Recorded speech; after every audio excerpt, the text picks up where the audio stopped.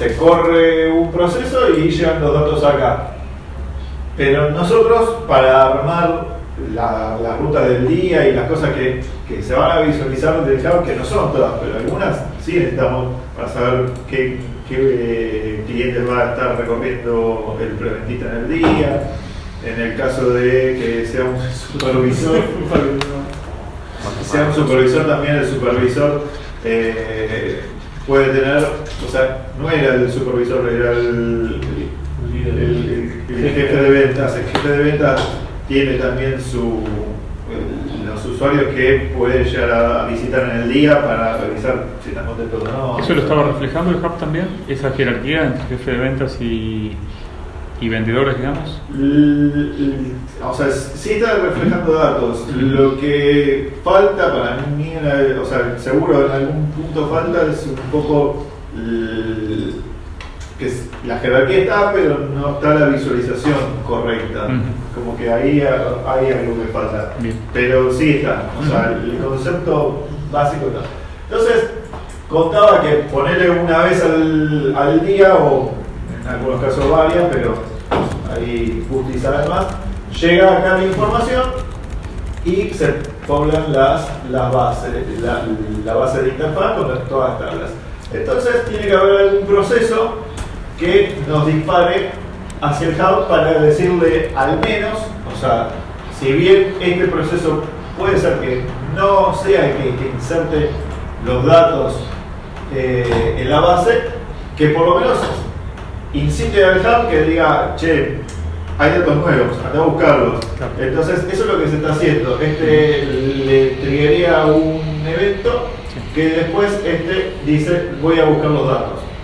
Entonces, voy a buscar los datos, ¿qué significa? Me tengo que conectar a el SQL Server. Entonces me tengo que conectar por el puerto que deje abierto para conexiones entrantes del SQL Server. Eso en algunos casos puede ser un problema, pero no sé si a nivel seguridad eso está tan bien visto de que se conecten, porque creo que está mal visto, que se conecten directamente desde afuera a un SQL Server. En todo caso, lo ideal sería que para reducir el riesgo de cualquier empresa que, o sea, evidentemente le están entrando sus datos, o sea, estos son sus datos ahí, tenemos que tener un usuario, definir un usuario con características de privilegio restringido como para que solamente pueda leer, o sea, esto sea un only read sobre cierta información. Entonces mínimamente sabes que esta acción no te está desencadenando modificaciones. Ok, entonces nada, esta parte la armó más que nada Nico, así que todavía es un hazard, bien, es uno de los pocos que queda. Hoy tenía una marquita igual acá en el brazo No lo dejes así, cualquier cosa que dice yo me voy a Mercado Libre, lo atamos. Si le retenemos el DNI y el pasaporte, tranquilo.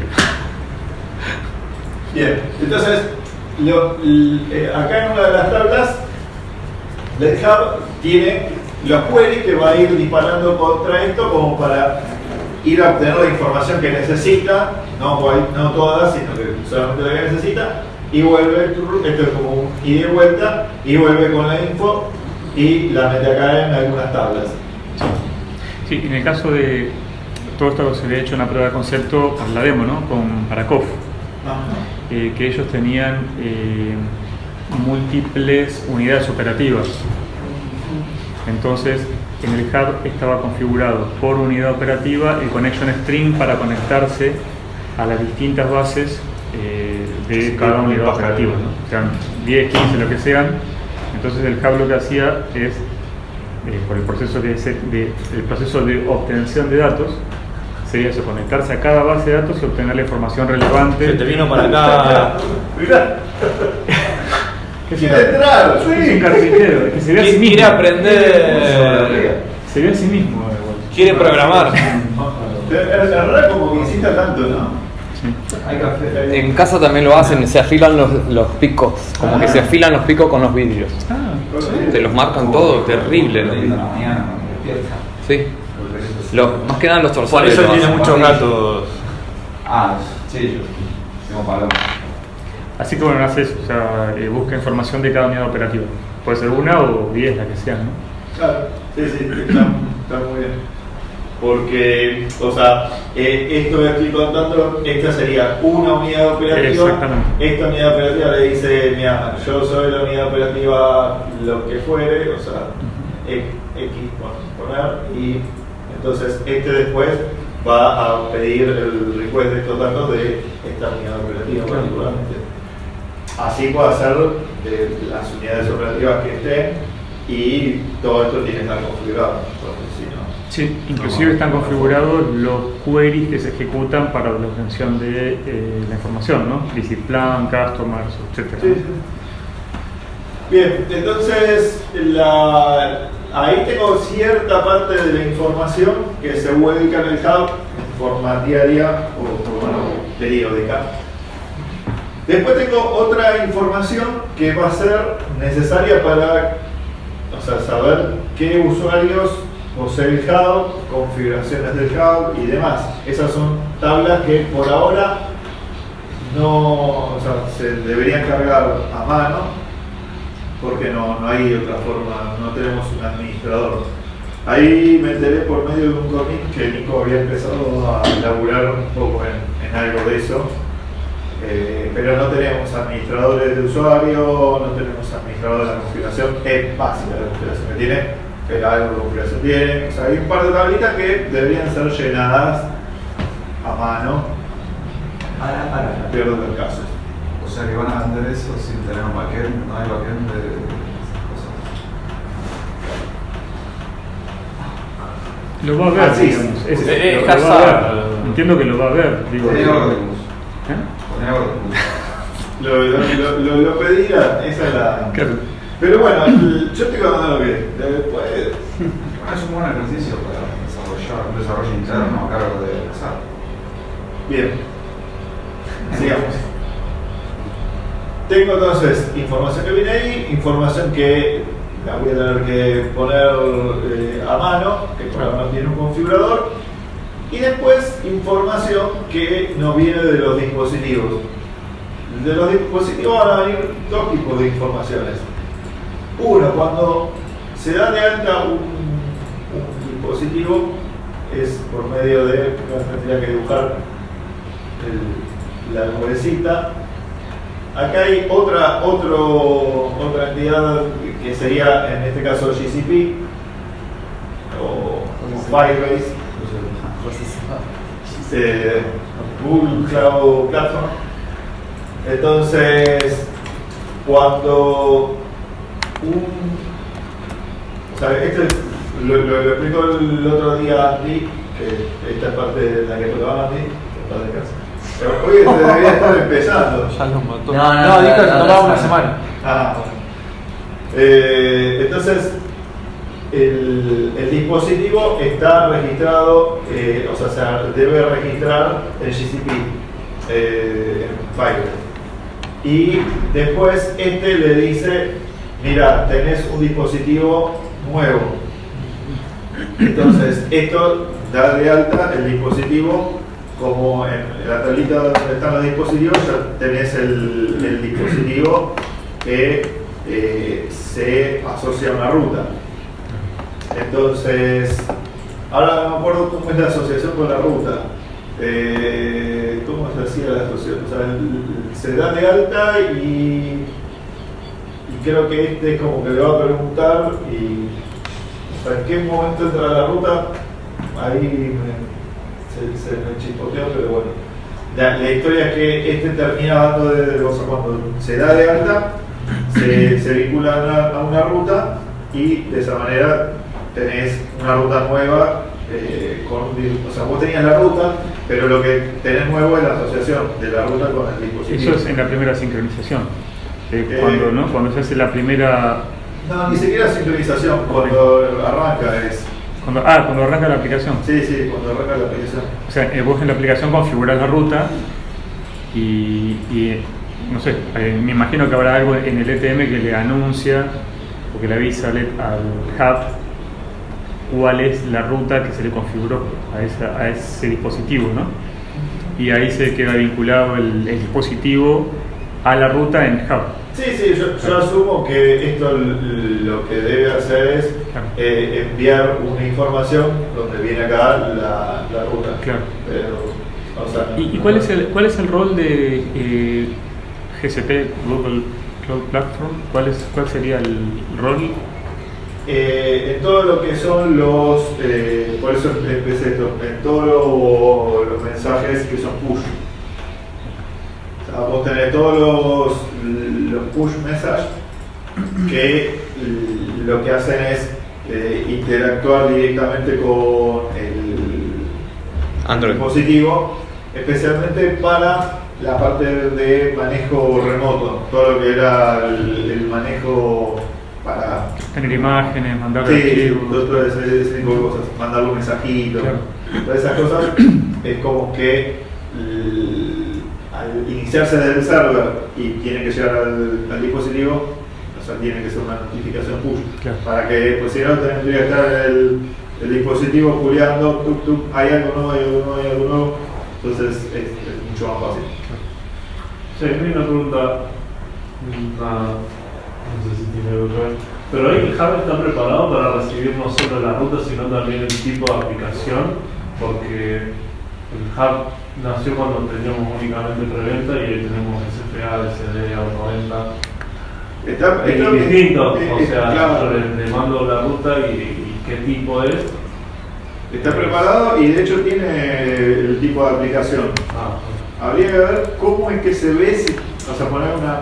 Yo no sé qué pasaría si en la misma ruta tiene dos tipos de aplicación diferentes, pero no, eso no sé si pasa.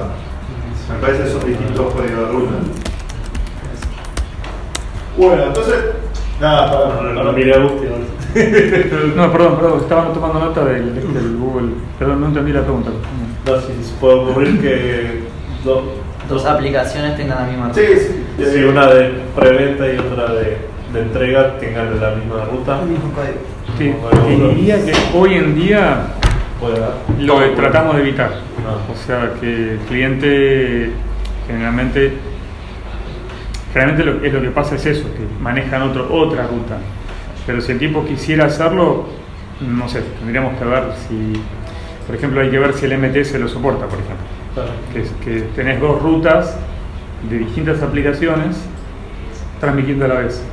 El MTS, por ejemplo, recibe la ruta y lo pone en una carpeta, que la carpeta es el código de ruta, después lo descomprime, hace el backup, pero es una ruta, no sabe la aplicación el MTS.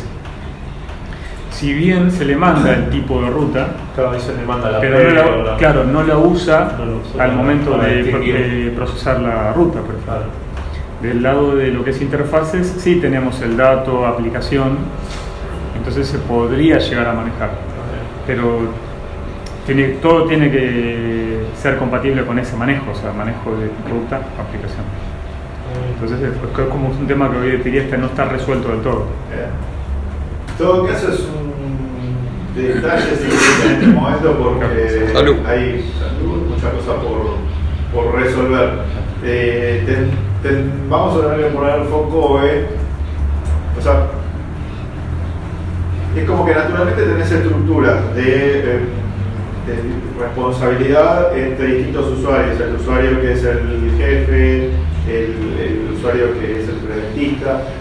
Ahí tenés niveles, hay que ver qué tiene que ver cada uno de los niveles, qué no tiene que ver, qué acciones le debería permitir o no, viste, cuando vos estás como supervisor, también querés configurar qué tiene que ver el otro.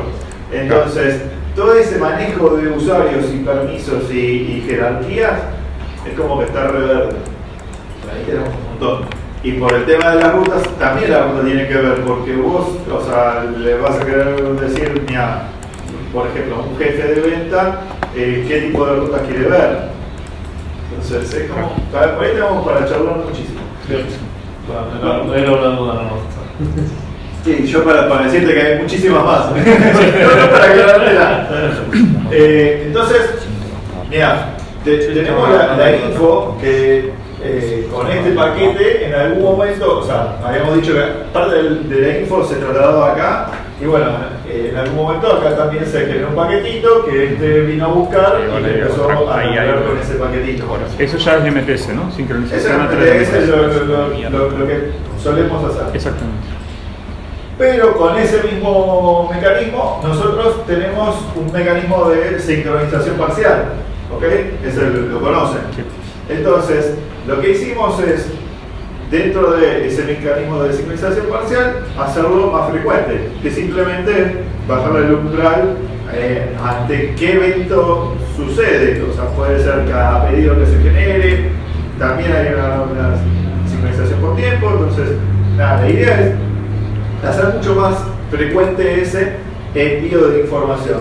Entonces, ese envío de información que ya existe, no es nada nuevo, va a venir con paquetitos más reducidos, porque se supone que al ser más frecuente van a ser paquetitos más reducidos, va a venir acá el MTS. El MTS va a tener que una nueva operación con una ligera modificación. Esta ligera modificación lo que hace es hacer un post contra el servidor del hub. Entonces, este paquetito que llevo acá es el paquetito que se transmite acá. Entonces, yo acabo de hacer un pedido, este detecta que tengo algo para transmitir, transmite, viaja el pedido hasta acá del server, a lo que quiera acá, y a su vez lo lleva al hub. ¿Qué tiene en contra? Tiene en contra que ahora tenemos un montón de reglas de variación que cuando el pedido está transmitido, el preventista no puede hacer nada con ese pedido, porque ya lo transmitió, entonces no puede modificarlo. Ahí tenemos un warning, porque le estamos cambiando la operativa a personas que se están acostumbradas a eso. Entonces, cuando decimos, sí, instalamos el hub y está todo bien, pero o sea, acá tenés reglas que tenés que aceptar, porque la idea es ¿por qué se elige este mecanismo? Porque si no, yo tendría que estar duplicando la información que en algún momento voy a mandar para acá y la misma que voy a mandar para acá. Entonces, por eso se elige unificar todo a través del MTS, porque ya está, porque ya es conocido, porque no tengo que instalar nada nuevo y porque sí o sí lo voy a tener que hacer. Entonces, la envío para acá. Pero eso conlleva lo que les acabo de decir. Sí, a mí me suena igual que ya se hizo eso. Como que ya hay clientes que lo usan. Hay clientes que lo usan, No sé si justamente yo recuerdo de haber cambiado cosas para que no se puedan modificar si ya se transmitieron. Sí, pero hay clientes que lo tienen, por ejemplo, cada 4 pedidos. Y bueno, o sea, vos lo decir, bueno, cada 4 pedidos, y cada 4 pedidos vas a ver la actualización acá, no va a ser el hub a la máxima potencia, porque la idea del hub es que tenga todo uno. En fin, consideración aparte, también mental ahí como para que lo tengan en cuenta de uno de los posibles problemas que podemos tener al momento de instalar el hub. Esto, la verdad, estaría bueno grabarlo. Sí, pero desde ahí como que no se ve casi nada. Creo que hay algún cliente que hace las transmisiones al cierre de día. O sea, no es online la sincro, sino que es manual. No estoy seguro si es Monresa, si es Arabia o cuál. Puede presentarse casos. Bueno, y otra consultita, ¿este servicio, el GCP, es un servicio pago? No, el uso que nosotros, o sea, sí, hay cosas que son pagas. El cliente lo tiene que comprar. No. Ah, ok, pero suponete si un cliente va con Hub, el cliente que es la Monresa, vamos a suponer que es Monresa o alimentos, ellos saben que van a estar usando GCP, tienen que pagar algún servicio a GCP. No, okay. No, porque el uso que nosotros damos es, o sea, estamos dentro de la cama gratuita. Lo usamos nosotros y el cliente ni se entera de que eso se está usando. Sí. Okay. O sea, yo creo que habría que ver los niveles de servicio. Dentro de los niveles de servicio seguramente tenés alguna restricción superado cierto umbral. Entonces, quizás, no sé, le instalamos en mucha cantidad de clientes y eso empieza a superarse en el mural y tenemos que empezar a pagar. Claro, claro. Es un costo más que tener en cuenta, o sea, el potencial. Así como los mapas, que los mapas podías poner gratuito lo que quisieras y ahora pareciera que no. Claro. Bueno, eso puede pasar.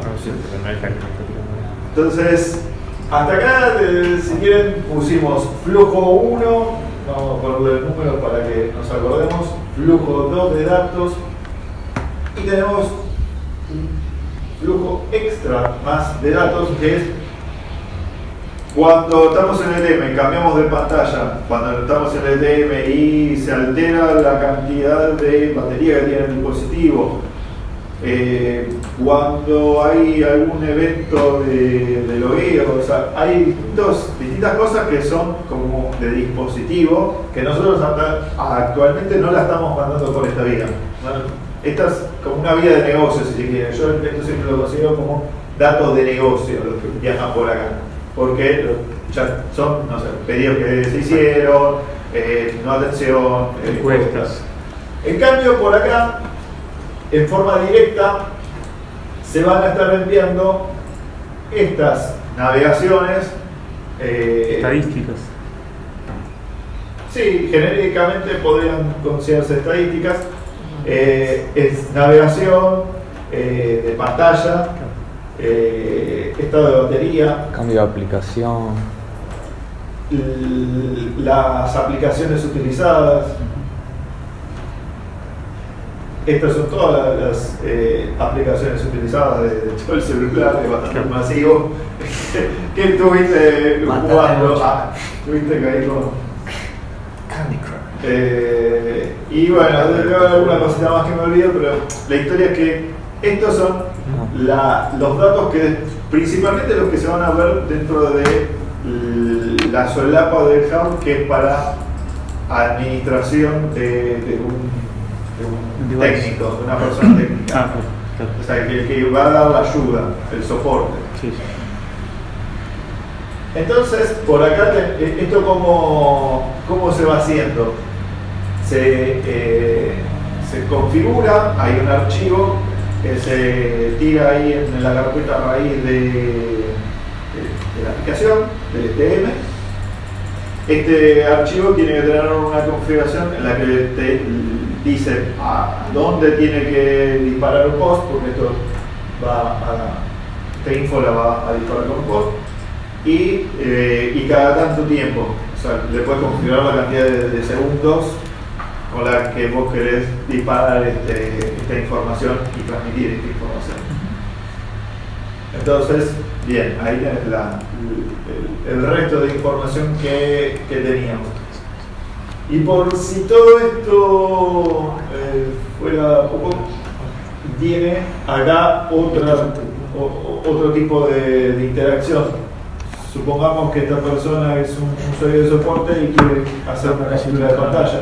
Entonces, esto sabíamos, lo que está haciendo son gets y a lo sumo le da indicaciones y acá habrá post y demás.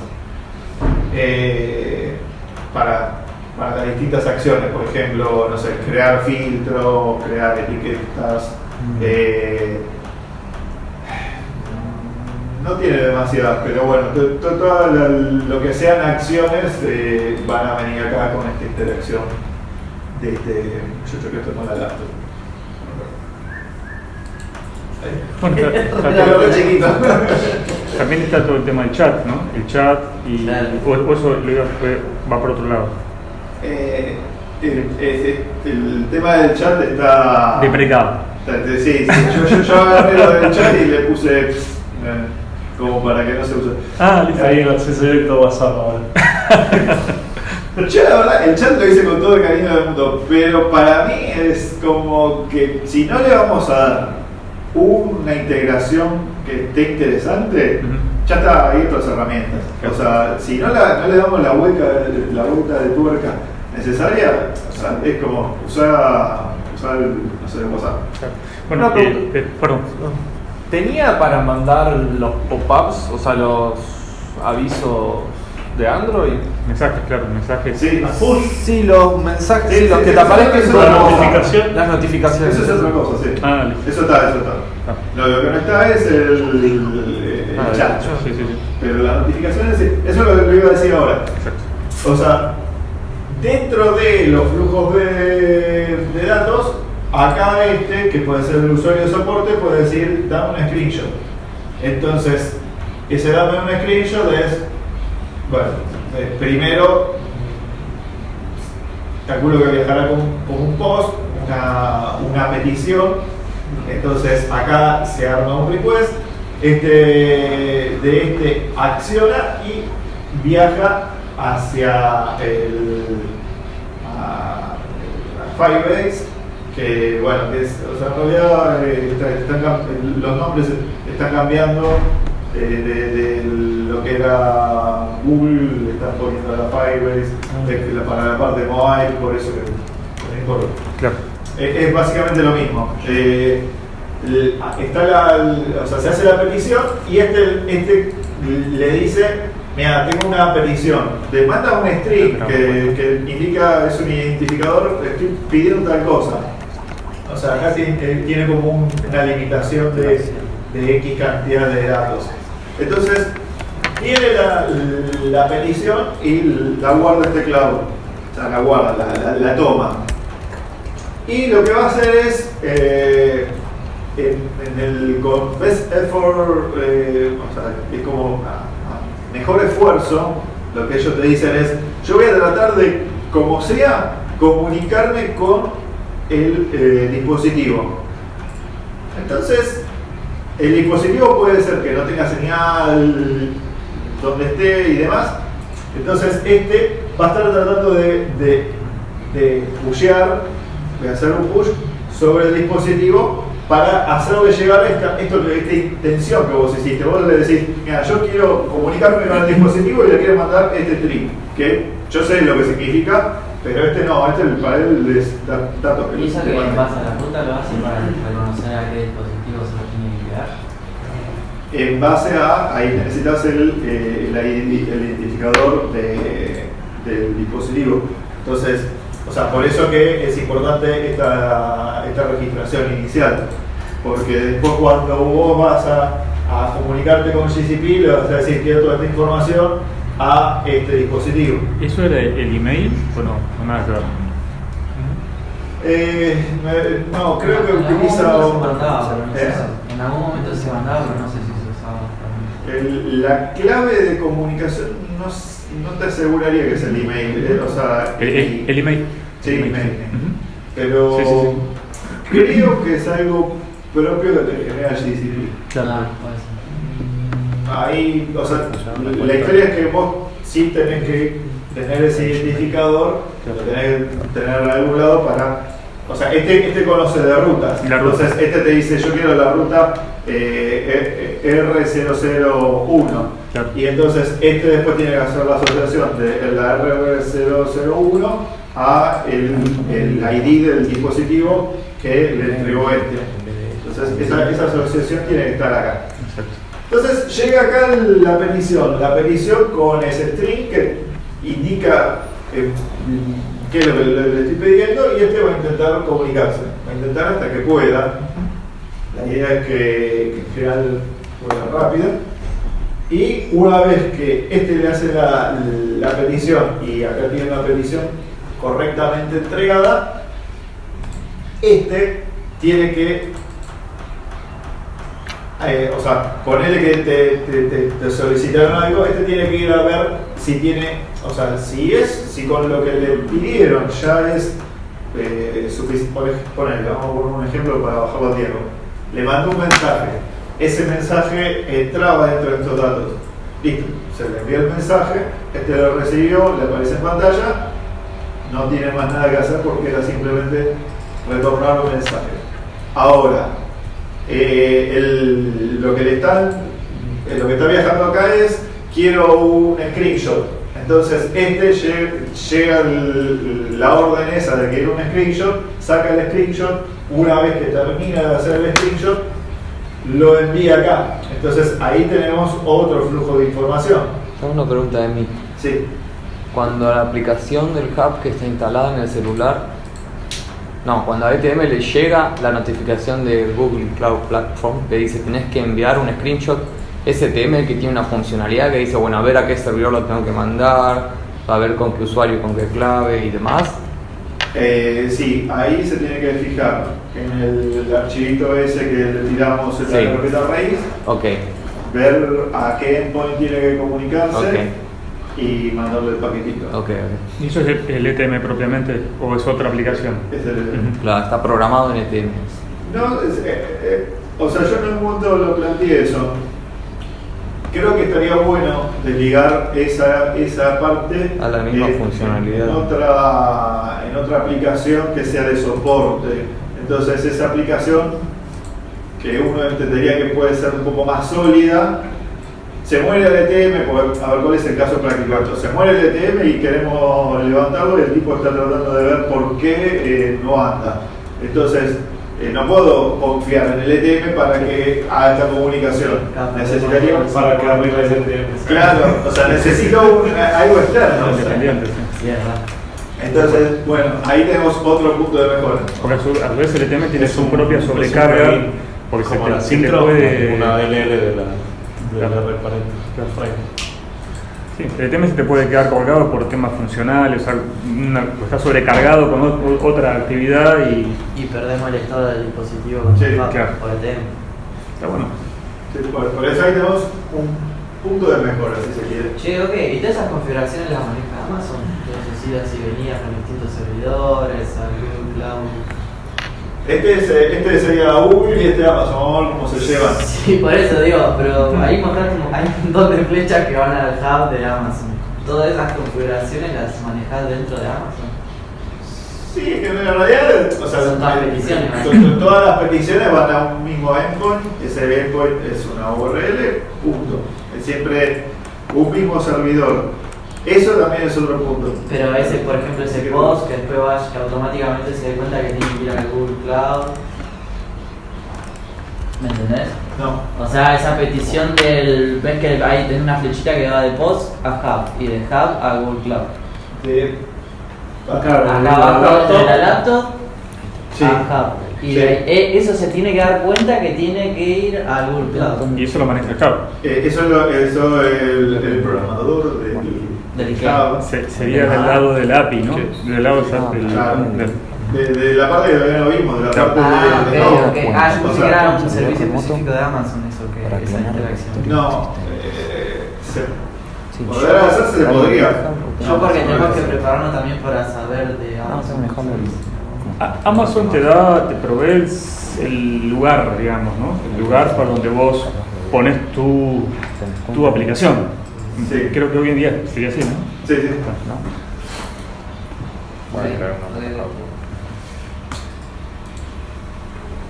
O sea, yo sé que quedó un lío el gráfico. No, sí, se entiende bien.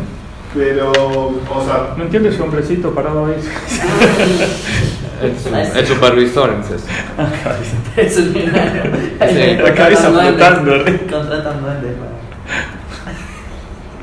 para. ¿Qué es eso? caballo, No. La gallina. Ahí está. Tamaño más real. Un simio parece. Neandertal. Ah, no, ahora entendí. Ese es el usuario. Este es el usuario, ¿no? Ha salido dibujante. Está sonriendo el usuario. Está feliz con el Ahí. Tampoco vamos encontrando nuevas habilidades de OK. Sí, sí. El otro día descubrimos que cantaba. Listo. A ahí le gusta estar mirando la pantalla. Sí, era de lejos, pero sí. Bueno, espero que no lo distraiga demasiado el dibujito. Bueno, bien. Sí, hace un montón de cosas. Ah. A eso llegamos. A eso llegamos de que hay muchas interacciones. Sí. Esto para cualquier analista de seguridad puede ser un problema. Disparar porque- en la Claro, no tenemos nada centralizado. Más allá de que todo esto parece muchas flechas, está todo centralizado acá, si nosotros securizamos esto, está correcto, no está mal porque podemos poner un HTTPS. Para implantar un HTTPS necesitamos un certificado, para hacer un certificado necesitamos tener un dominio, es decir, el dominio ya sea que lo provea el cliente o nosotros como empresa servidora, nos recomendaría tener al menos una solución de nuestra parte para que nosotros podamos proveer HTTPS sin el quilombo que el otro día estaban teniendo desde FEMSA, que nosotros les sugerimos que implanten el MTS REST y le dijimos lo puedes hacer seguro con HTTPS, pero arreglate, o sea, entonces ahora están como, pero ustedes nos pueden ayudar y qué sé yo, y ellos tienen un área de sistema y son FEMSA, sí. Pero vos esto le tenés que decir a un cliente más o menos chico que tenés que guardarte un certificado y qué sé yo, y viste, no sé si es tan fácil.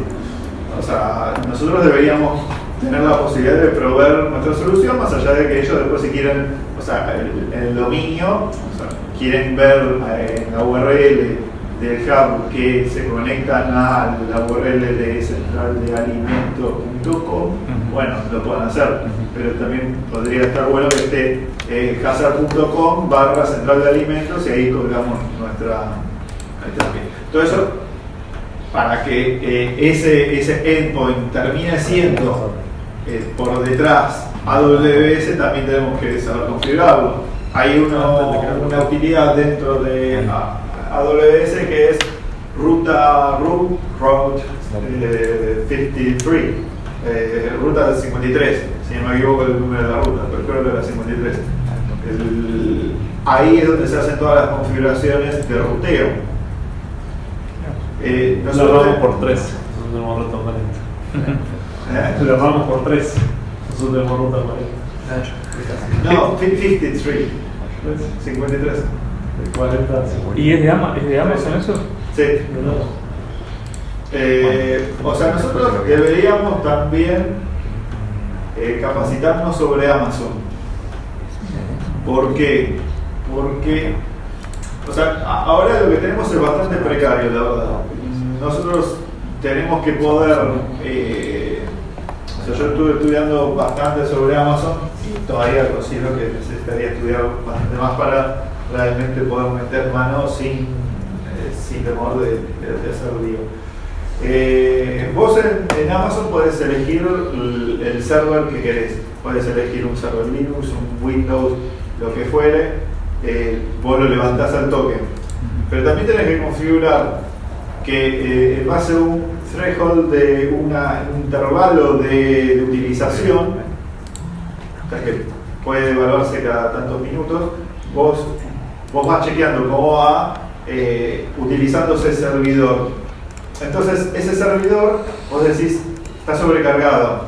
Entonces, ponele que lo evaluaste ahora en un minuto, en el próximo sigue sobrecargado y así. Entonces, ¿qué tenés que hacer? Lanzar un nuevo server. Entonces, se lanza un nuevo server que por detrás, vos tenés le apuntás acá externamente y después de acuerdo a criterios. Un criterio que hay distintos criterios de locación, o sea, de dónde se está realizando la petición, de tipo round robin, o sea, voy a uno u otro, o sea, nada, distintos criterios, te va a poner al server 1 o al server 2 que se levantó, o sea, te puede empezar a crear la cantidad de servers que quieras. Entonces, vos tenés que establecerle esos parámetros para que te empiece a crear servers o te los empiece a achicar para que el consumo sea eficiente, porque vos podés levantar servers alegremente y después el consumo se te va por las nubes. O sea, son muchísimas cosas, pero todas esas cosas son configurables, todo por scripting. Eso es lo que tiene de bueno, o sea, vos podés scriptear la mayoría de las cosas. Después, nosotros trabajamos sobre o sea, trabajamos con Docker, eso es algo bueno que hicimos. Pero Docker, el orquestador de Docker es Kubernetes o Kubernetes. Kubernetes es el que te permite administrar eso, o sea, ese flujo de cosas que pueden pasar, como necesitar más servidores, menos servidores, la comunicación entre los distintos servers. Vas a tener un server que va a ser el server de la base de datos, después vas a tener el server del API. Entonces, hay muchísimo. Esto que acá quizás lo simplifico, termina siendo un mundo bastante o sea, potente y complejo a la vez. Hoy en día lo que se está utilizando es Elastic Beanstalk. Elastic Beanstalk es uno de los tantos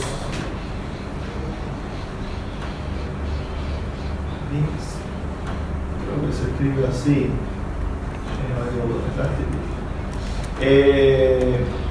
Esto es una L.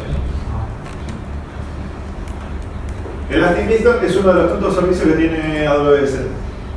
Lo que te hace es, casi a modo de wizard, te permite generar una configuración bastante potente, pero a la vez fácil. Es como que es el servicio, hay uno más pavote para los usuarios, que es como que te levanta un server y chau.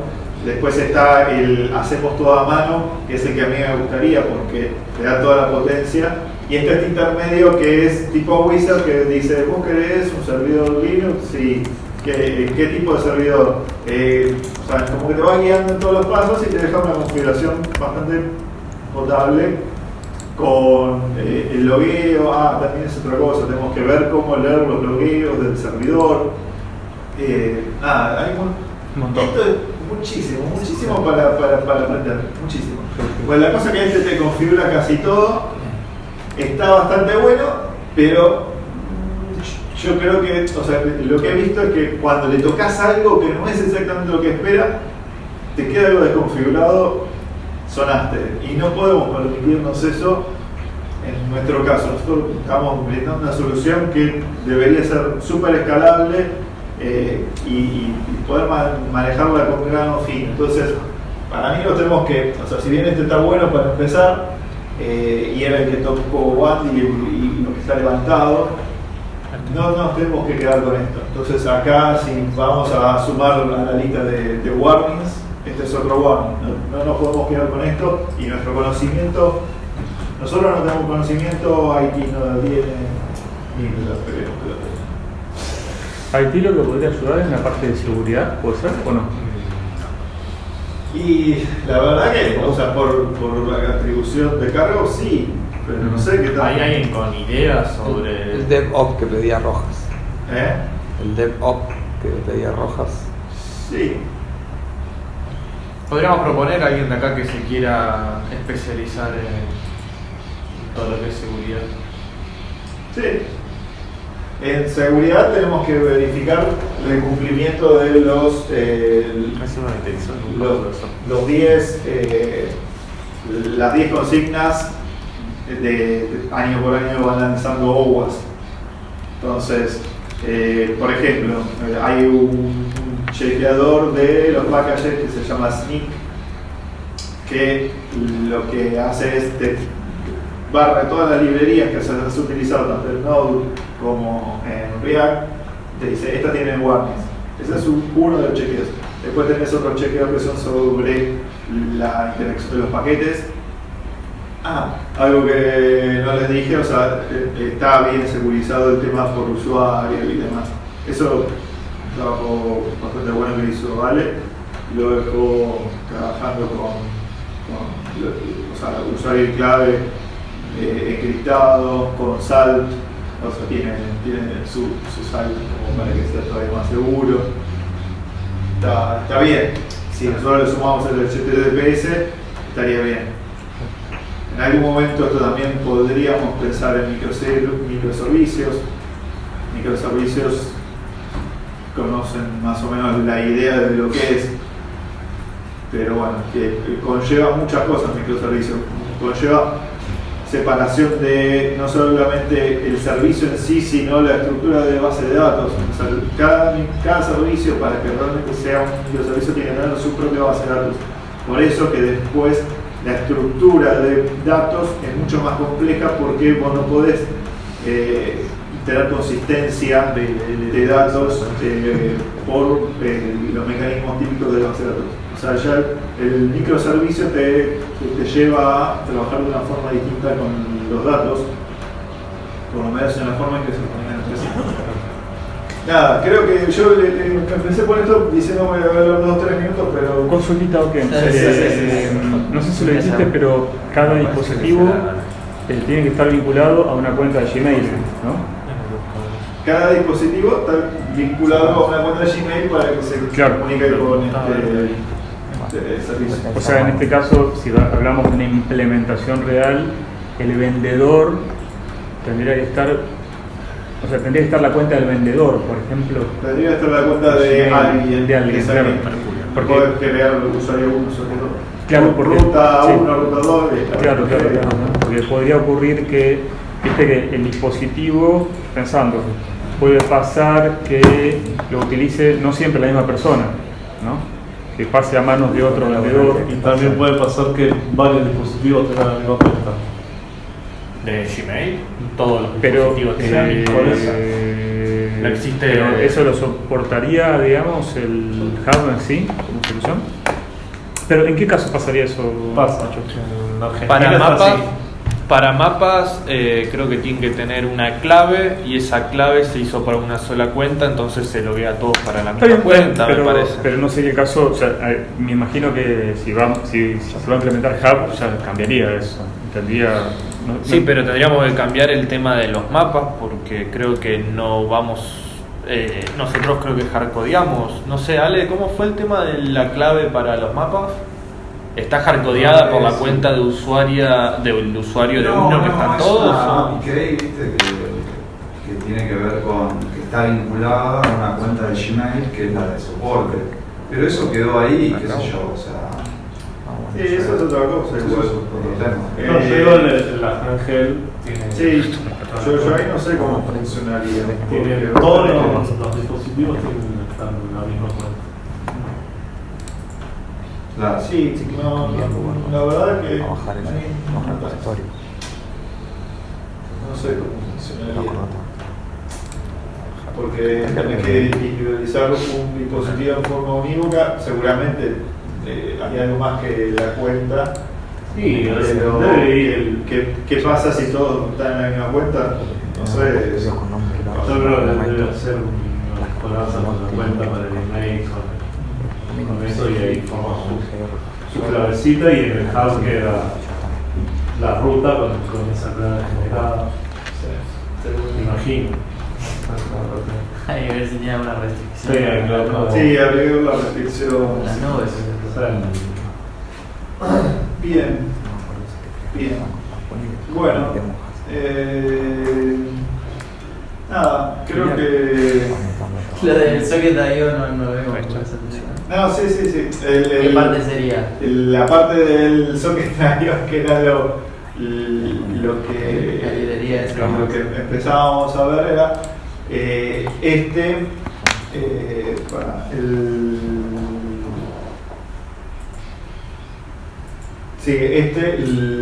lo que hace es por socket mandarle actualizaciones.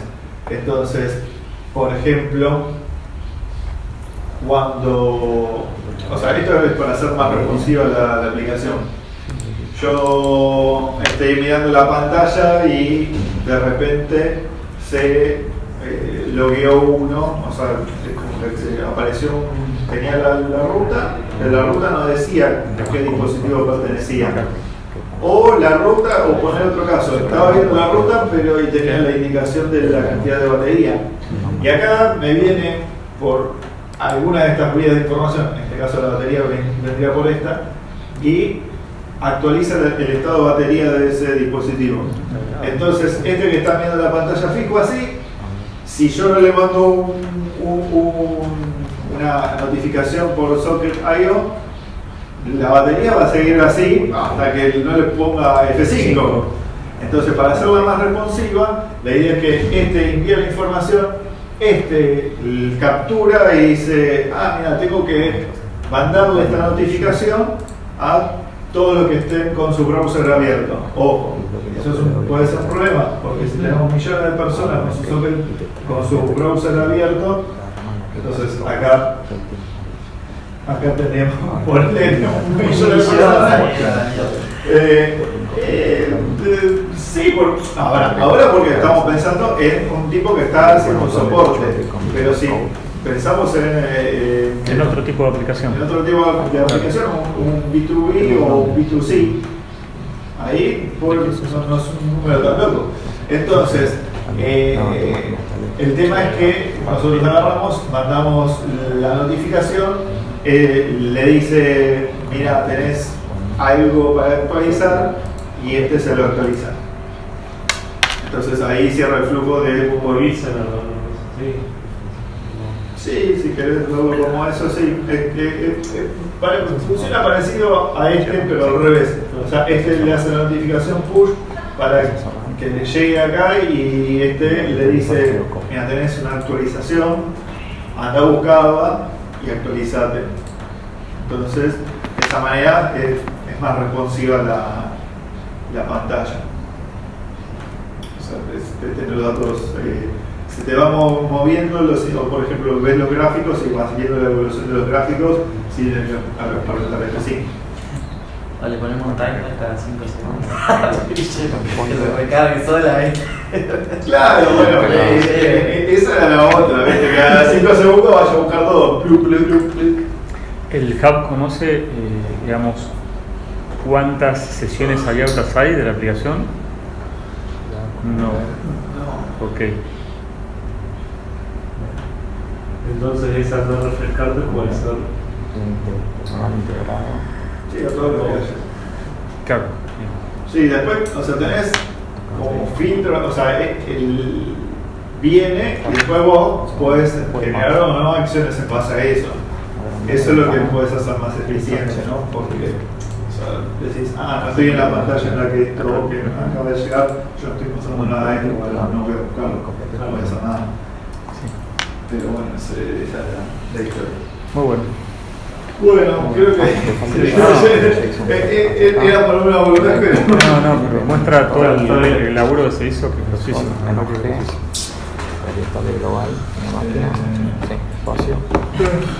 Que no se cuelgue nada. Anda a buscarlo entre todas las flechas.